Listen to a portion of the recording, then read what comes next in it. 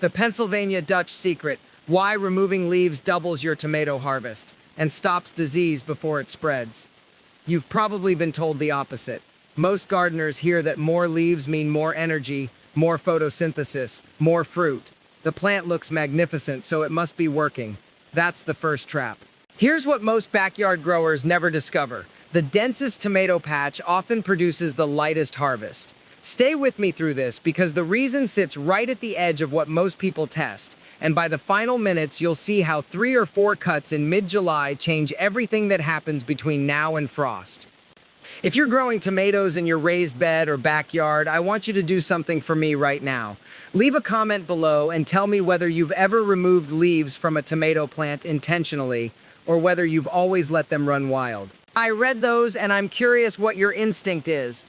Hold on, this part matters, so I need you to listen carefully for a moment. Everything I'm about to explain comes from decades of field notes and one specific window into how the Pennsylvania Dutch approach tomatoes. That complete method, the signals to watch for, the exact timing, it's all documented in our detailed guide. You'll find it in the description and at the top of the comments. It goes much deeper than any single video can, and if you're serious about moving past guesswork, that's where the real patterns emerge. The reason this works comes down to one principle that farmers understood generations ago but rarely explained. A tomato plant in nature, left completely to itself, grows outward and downward as much as it grows upward. It's not trying to make fruit for you, it's trying to survive. It's trying to spread itself wide so that if one part fails, another part survives. That survival instinct runs counter to what a gardener actually needs. What you need is concentration. You need the plant's energy focused not on competing branches and shading layers, but on ripening heavy fruit as fast as possible. The moment you understand that, everything changes. You're not fighting the plant's nature, you're redirecting it. 2 kinds of determinate and indeterminate varieties exist, and the cutting strategy is completely different for each. A determinate, what we call a bush tomato, grows to a fixed height, then stops. Most of your compact patio varieties fall into this group. An indeterminate keeps growing all season long, up and up, as long as the weather stays warm. Most heirloom tomatoes and the ones farmers planted in big gardens were indeterminate. You'll find determinate varieties listed on the seed packet, but honestly, most home gardeners buy indeterminate without knowing it, because those are the plants that keep producing fruit clear through September. The pruning rules are not the same for both types. And this is where I've seen people make their biggest mistake. For an indeterminate, the tall ones that climb and climb, you're going to remove what we called suckers. Those are the side shoots that grow in the fork between the main stem and the leaf branches. Left alone, each sucker turns into a full secondary stem, competing with the main trunk for water and nutrients. You can't see it while you're watering, but underground the roots are stretched thinner. The plant has split its effort. One plant becomes 2 fighting plants instead of one powerful one.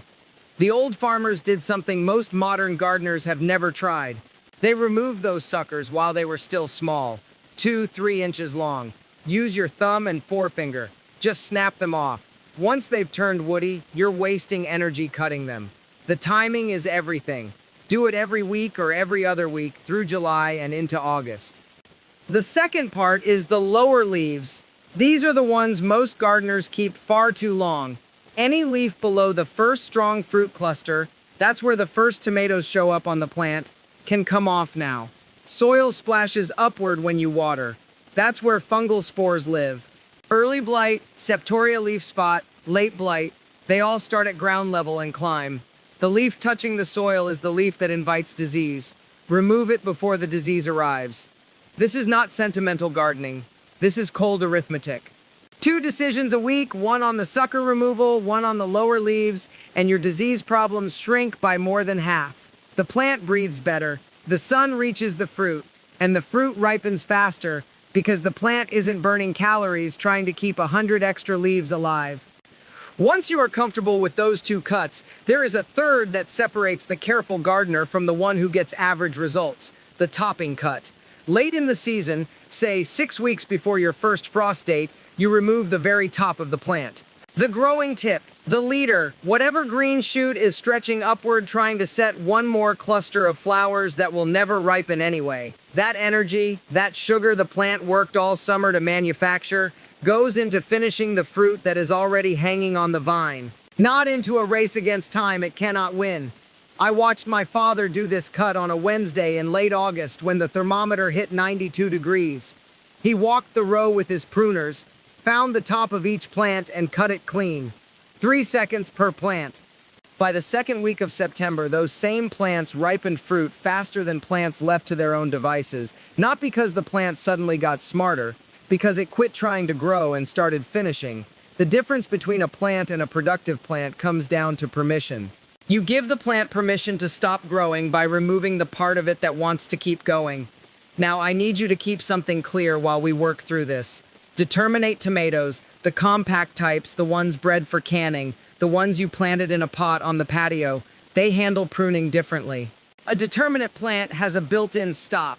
It grows to a set height, sets its flowers all at once, and that's it. Finished growing. You prune those plants conservatively. Sucker removal, yes. Lower leaves, absolutely. But heavy topping on a determinate plant is like cutting a schedule short. You lose the fruit you already had set because the plant was designed to put all its energy into that one concentrated flush. Indeterminate varieties are the long-season plants, the ones that grow as long as the weather allows. Brandywine, Cherokee Purple, most heirlooms. These grow upward and sideways simultaneously. Endless suckers, endless new flowers, endless ambition. These are the plants that benefit most from aggressive pruning. They are the ones that turn into thick tangles if you leave them alone, and they are the ones that reward you hardest when you take control.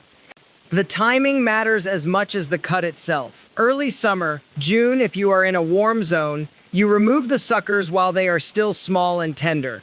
Pinch them off. No tool needed. Your fingernail works. The lower leaves come off gradually as the plant grows. One leaf cluster every week or two. By midsummer, the plant has a clean, open structure. Air moves through, water dries quickly after rain, and by late August, when you make that final topping cut, the plant is already half pruned. Before we continue, I want you to understand something foundational about what we are actually doing here. This is not theory applied to your garden. Every principle I am walking you through comes from the detailed guide available in the link below and in the pinned comment. That guide covers the exact signals to watch for, the leaf color changes, the stem thickness, the fruit set patterns that tell you when to prune and when to hold off. It walks through the mechanisms of how indeterminate and determinate plants actually work at the cellular level, not just the surface behavior. If you want to understand not just what to do, but why it works, that is where the deeper patterns are. But for now, we are staying in the practical world. The other thing I want you to understand is that this pruning style does not happen all at once. You are not spending an afternoon in a corner of the garden taking off half the plant. That is how you shock it. That is how you get sun scald on fruit that was shaded one day and exposed the next. This is methodical, patient, 2 decisions a week, small removals. The plant adapts gradually. By harvest time, you have not traumatized anything. You have just redirected its energy in a way that serves you. So what does a 2-decision week actually look like in practice? Walk out on a Monday morning, the soil is still cool from the night, your eyes are fresh, you look at the plant from all angles, front, back, underneath the canopy. You are not looking for perfection. You are looking for one thing, a sucker that has grown past an inch or two, but has not yet hardened into a thick branch. When it is young and soft like that, you can pinch it out with your thumbnail. No tool needed, one small motion. The plant barely registers the loss. Tuesday or Wednesday, you do the same thing. 1 pass, 1 plant, 2 or 3 suckers removed if they are there. Never more. You are not trying to strip the plant bare in a single week. You are managing its growth like someone tending a fire. Small adjustments, constant attention, nothing violent. This rhythm is important because it teaches you something about the plant itself. Every time you walk out and look closely, you see what the plant is doing. You notice when the fruit is setting on the lower trusses. You catch disease before it spreads. You see which leaves are oldest and closest to the soil, the ones that will need to come off. The pruning itself is almost secondary to the watching. The watching is what makes you a good grower. Now, there is a moment that comes around mid-August that every tomato grower needs to prepare for, and most do not. The moment when you stop pruning for growth and start pruning for ripeness. By this time, your plants are sturdy. The fruit is setting on the lower and middle trusses. The top of the plant may have 3, 4, even 5 new flower clusters forming. They will never open. Not in your climate. Not before October frost. They will just sit there, green, pulling sugar from the plant all the way into fall, delaying the ripening of the fruit you actually care about. This is when you make the cut that separates a gardener who gets tomatoes and a gardener who gets a lot of tomatoes. You go to the top of the plant, you find the highest truss that actually has flowers or small fruit on it. Above that truss, there are empty shoots, more branches forming, more potential for growth. You cut all of that off. Everything above that highest fruit-bearing truss comes away. Some folks worry about this. They think they are killing the plant. They are not. They are telling the plant something it understands perfectly well. Put your energy where it matters. Ripen what you have. Stop reaching for the sky. By mid-August, that is the right message to send. I want to pause here because this next part separates what you have already learned from what most gardeners never discover. Once you have removed the top of the plant and the lower leaves are coming off, something shifts in how you think about disease. You are no longer fighting it with chemicals or prayers. You are eliminating the conditions that allow it to exist. A tomato plant with an open canopy, with light and air moving freely from the soil to the top, stays healthy. Fungi need darkness and moisture together. You take away the darkness. You take away the moisture trapped in the lower leaves. Disease loses its home. The old books from the Lancaster County Extension Office, the ones farmers used instead of glossy magazines, they called this drying the plant, not through withholding water, through architecture, through design.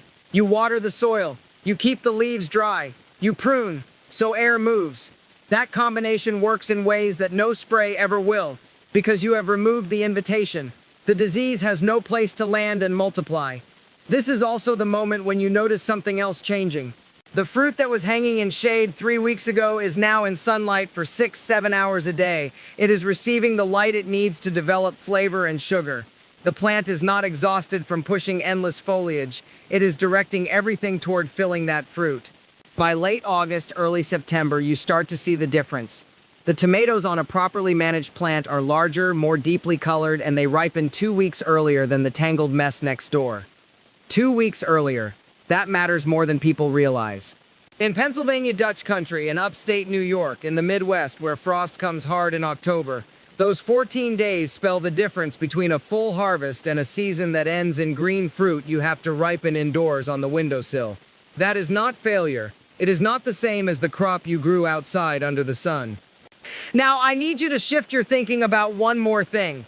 A lot of gardeners believe that once you have pruned properly, once you have opened the canopy and removed the diseased leaves, you are finished. You step back and let the plant grow. That is not quite right. There is a rhythm to it. A tomato plant in its natural state wants to grow forever. It will keep setting flowers, starting new fruit, pushing new shoots all the way until frost kills it. That works fine in countries where the growing season stretches 8, 9, 10 months. It does not work here. By late July, early August, you need to make a decision. Are the new flowers that are forming now going to have enough time to mature into fruit before the first hard freeze? In most places north of Virginia, the answer is no.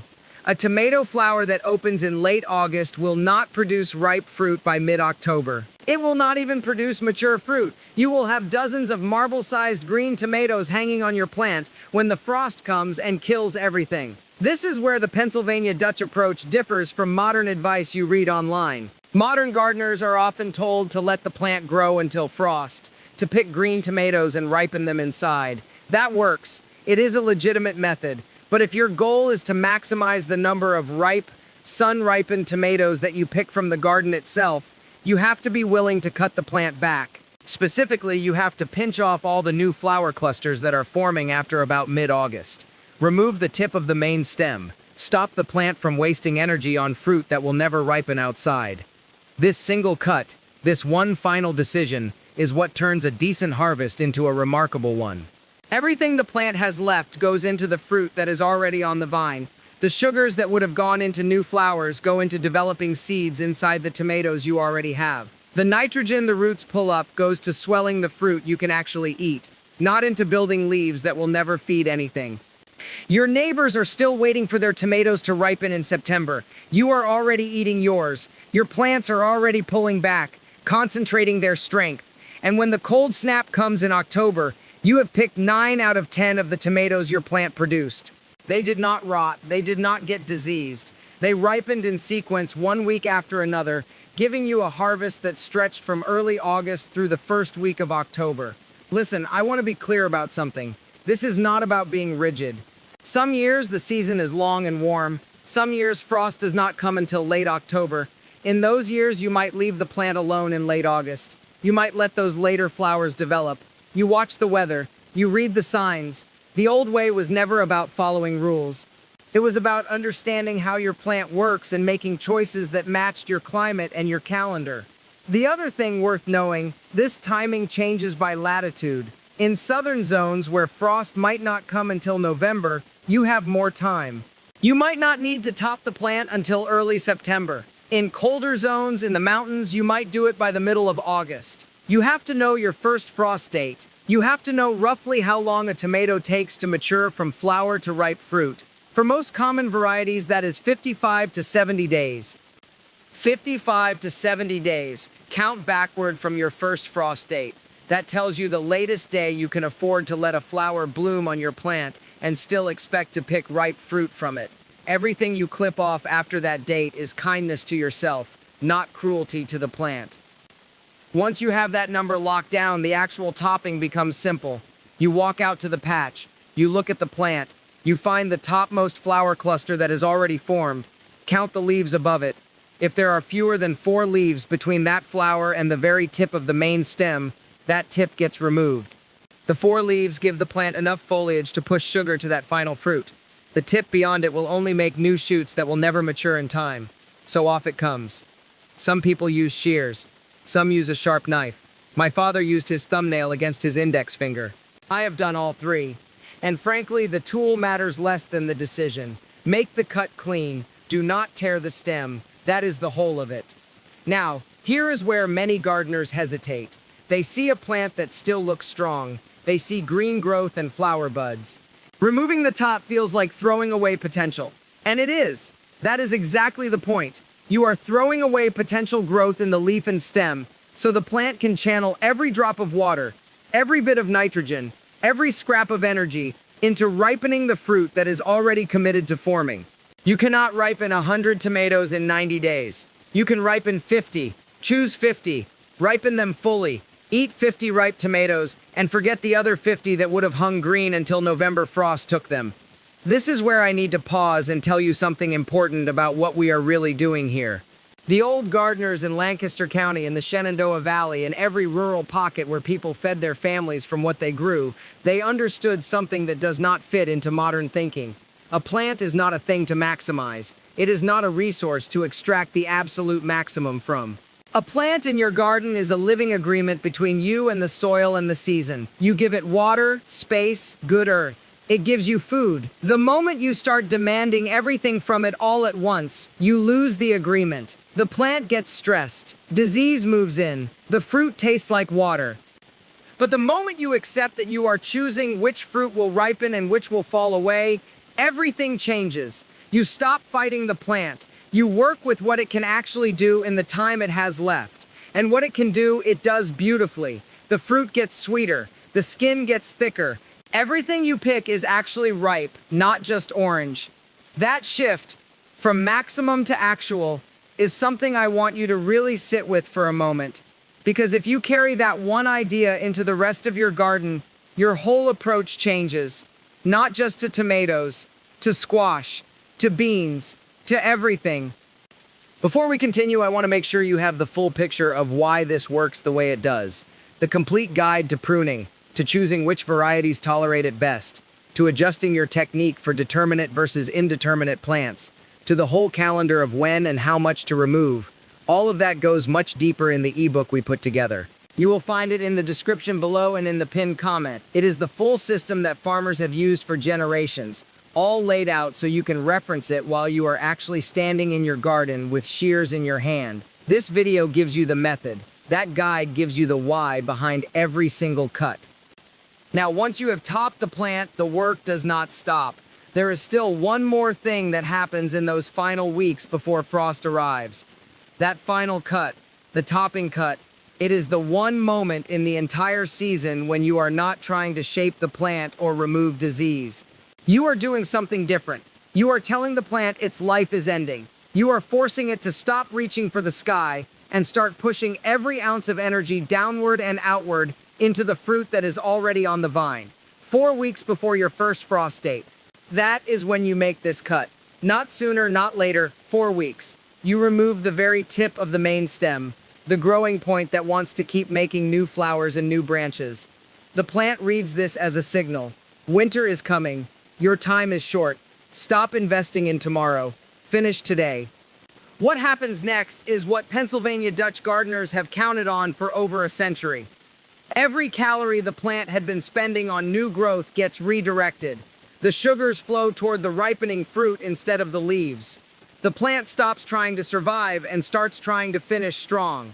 Within 2 weeks, you will see tomatoes that were hard green start to soften and blush with red. By the time the first frost touches your garden, you will have harvested 30, 40, sometimes 50% more ripe tomatoes from a topped plant than you would have from one left to grow wild. The Amish and Mennonite gardeners of Lancaster County understood something that took modern agriculture a long time to learn. A plant left to its own devices is not optimized for your table. It is optimized for its own survival. Pruning is not fighting nature.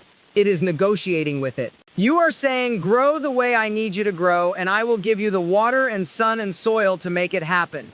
This is the secret I promised you at the beginning of this video. Not that you can double your harvest just by removing leaves. The real secret is this. Your tomato plant does not know what you need from it. It knows only what it needs to survive. The moment you understand that difference, the moment you stop treating a tomato plant like a wild thing that you are lucky to get fruit from, and start treating it like something you are actively directing toward a specific purpose, everything changes. Your harvest changes. Your disease pressure changes. The quality of your fruit changes. The work you do changes from reactive to intentional. You will walk out in August and see a plant that is not a dense green thicket. It will be open. The sun will reach every tomato. The air will move through freely. Disease will not nest in the shade of 1,000 hidden leaves. And when you reach in to harvest, your hand will find the fruit easily. There will be no confusion, no green fruit hidden beneath 2 feet of foliage, no sense that half your plant's potential is locked away where you cannot reach it. Here is what I want you to do this week. If your tomatoes are already past their peak, or if you are reading this in winter planning for next year, mark your calendar. 4 weeks before your first frost, write it down. When that date arrives, walk to your plants with shears in your hand. Find the growing tip of the main stem. Make the cut.